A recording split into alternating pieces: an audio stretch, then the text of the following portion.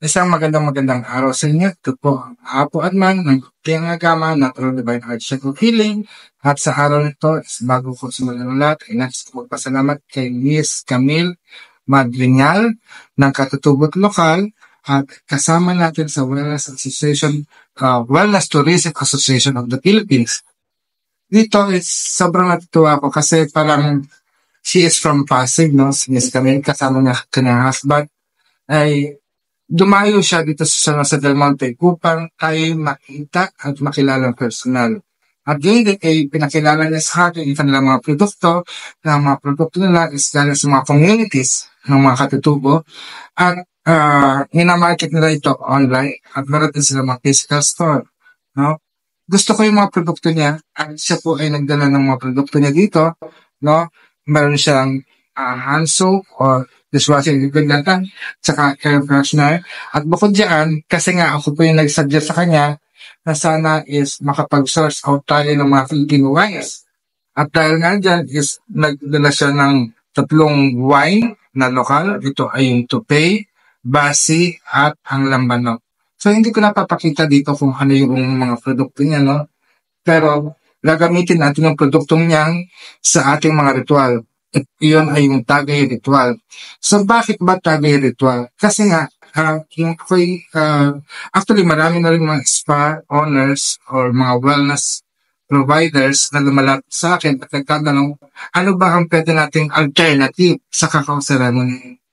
Sa totoo, hindi ako masyadong maalam pagdating sa cacao ceremony. Alam ko, ang pagkakaunawa ko lang is kung paano ito pinaprepare spiritually.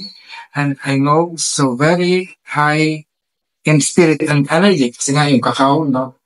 Cacao pa lang ito ay yung tsokolate is nagbibigay sa atin ng so much strength and energy, no? Pero hindi natin pag-usapan yan dahil kasi hindi ko rin po alam. But on my part, no, bilang isang Pilipino at advocate ng Philippine indigenous spirituality, no, nakita ko po ang mga alak. Kasi meron din tayong mga Philippine liquor. At sa nakita ko, mga epekendo na ito yung basi, ito yung tubak o labanog, at yung tupe rice wine. So yung rice wine, yung tupe, galing sa bigas, yung basi, ito ay galing sa tubo, at yung lambanog naman, ito ay galing sa niyog. So itong tatlong ito is napakahalaga para sa akin. At nakikita ko yung spiritual significance nito kung paano gamitin. Hindi lang basta sa pag-inom, no? Sa paglalasay, kundi ito ay sa pamagitan ng paglilinis ng kalooban. Tulad nga na nasabi ko sa hilot, no? May mga pamamaraan ng paglilinis ng ating katawan at ng ating kaluluwa. Ang paliligo, ito yung paglilinis ng ating katawan sa labas, sa panlabas. Pero yung paano naman natin nililinisin yung ating kalooban. So, yung kalooban natin is maraming aspect, maraming layers ang kalooban. Maaaring laman po natin, no? So, maaaring natin pinulong tayo ng mga tsaa, or maglabati pa, no? Or, maaari din, isang uri ng paglilinis ay ang paggamit ng mga alak. So, yung alak, alam natin nakakalasing, pero ito ay maaari din makaapekto, no? Kaya dapat is tamang timpla or tamang sukat lang ang dapat natin kunin.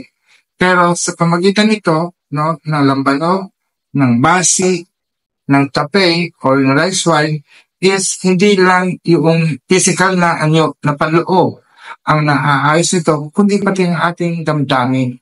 So kadalasan makikita natin sa inuman, yung mga kaibigan natin is nagiging matapang, no? So nailalabas nila kanilang sariling katauhan. At bukod doon, no, siguro ang isang topic na nais kong is yung katanungan ng pagtataas ng matres. So, yung sa pagtataas ng matres, bakit pa mahalaga to? Diba? Usually, pagka mag-asawa, hindi magkaanak, maaaring isa sa kanila ay may problema. At kadalasan na tradisyonal na nakikita natin, ang lagi nasisisi ay yung babae. Kaya nga nagkaroon ng hilat pagtataas ng matres. So, bukod sa pagtataas ng matres, ay ito yung paraan para maisaayos nung sa napupunan ng babae na maging handa sa pagtanggap ng panibagong buhay upang magkaroon sila ng anak. Pero sa atin, sa Hilot Academy, ang turo natin, hindi lamang dapat babae ang inihilot, pati na rin ang lalaki. Dahil minsan, hindi lang babae ang may problema sa matres, kundi yung lalaki kasi yung uri ng similyang kanyang inilalabas.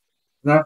So dito, ginagawa muna natin ang pagtatawas, i-validate natin kung talaga bang mababa ang matres niya, o minsan tinitingnan din natin yung aspetong spiritual na baka yung mga ninuno nila ay hindi sumasang-ayon sa kanilang pagsasama. Pero kung sakaling man na sila ay may basbas, no, nakasal, or sumasang-ayon ang kanilang mga ninuno na sila magsama, no, titingnan natin yung physical na limitasyon. So yung physical limitasyon na ito is yung kalusugan nila or maaaring yung mental din, mentalidad o di kaya yung emotion or even yung finances. So ito yung mga aspeto kung bakit ang isang mag-asawa kahit matagal na sila nasasama, hindi pa rin nagkakaanak dahil sa mga aspetong nabanggit. No? So dito, ang pagtataas ng matres ay hindi lamang sa physical na anyo, kundi pati na rin sa spiritual. No? So, dapat dalawa sila ang hihilutin natin o isasaayos natin. Kasi kung ang matres ay isasaayos natin yung sinatukunan na siyang magiging dahilan upang mag-attract ng positivity, ng good luck, ng finances, ng maayos. Ganun din sa lalaki, dapat din hilusin. Hindi lang yung babae ang dapat magkaroon ng license ng pagpapala, kundi pati yung lalaki. Kaya nga kayo mag-asawa, no? Tulad sa mas ng kasal, pareho kayong binibless, no? Sinaayos. Kayo yung ginagawang daluyan ng pagpapala, ng biyaya, ng divine lineage, no? So kaya ang hilot ay isang pamamaraan din para maging daluyan kayo ng biyaya at pagpapala sa mundo. So kaya sa ayos tayo ng matres, hindi lang yung physical ang ating isinasaayos, kundi pati yung emotional at kanilang mental at kanilang spiritual na aspeto ay naisaayos. Ang spiritual na aspeto, ito yung mga bagay-bagay na katulad ng swerte at malas. So ito ay mahal natin pag-usapan sa mga susunod na vlog. Hanggang dito na lamang po. Maraming salamat. Kung inyo pong nagustuhan ang episode natin ngayon, bigyan niyo po ako ng thumbs up at huwag niyo pong kalimutang i-share at mag-subscribe. So hanggang sa muli, itong Upward Man ng Luntiang Agama na True Divine Heart Sharing Feeling o Templo ng Tuhan, mayari na at kasati, paalam.